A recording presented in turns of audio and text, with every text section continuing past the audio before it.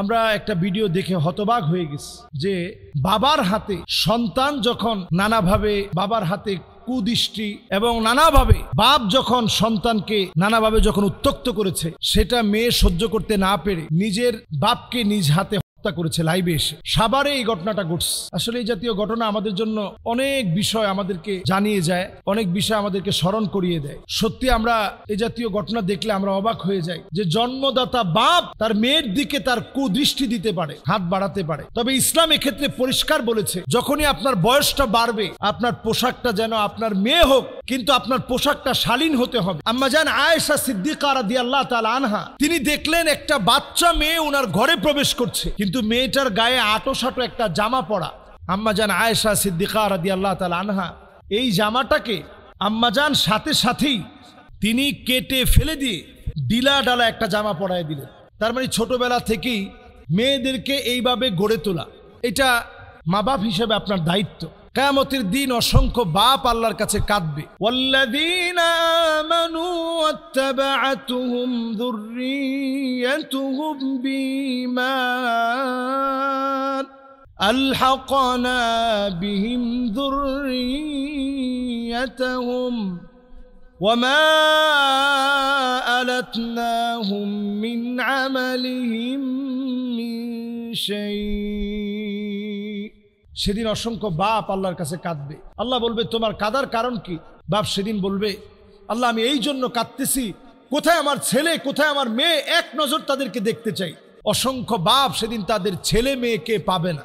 সম্মানিত দিনী ভাইরা, বড় আফসোস আখিরি জামানায় অধিকাংশ ছেলে মেয়ে ইয়াতারাজ্জাল ওয়া ইয়াতাআন্নাস, ছেলে মেয়ে হতে চায়, মেয়ে ছেলে হতে চায়।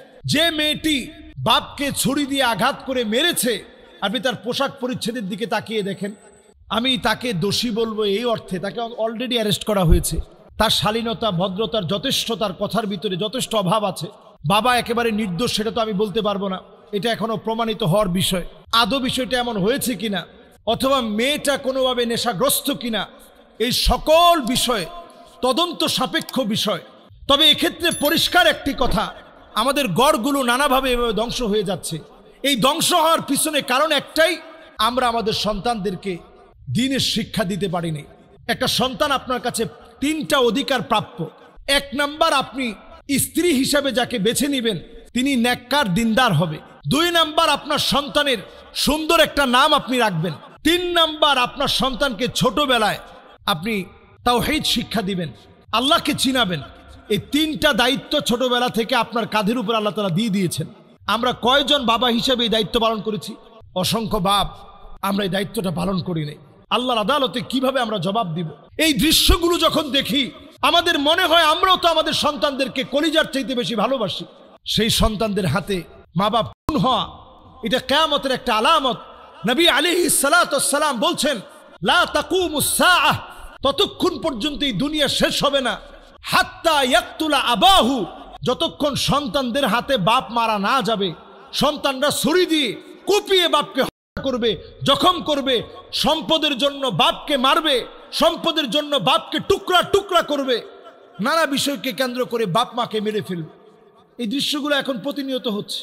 এটা কিয়ামতের আলামত।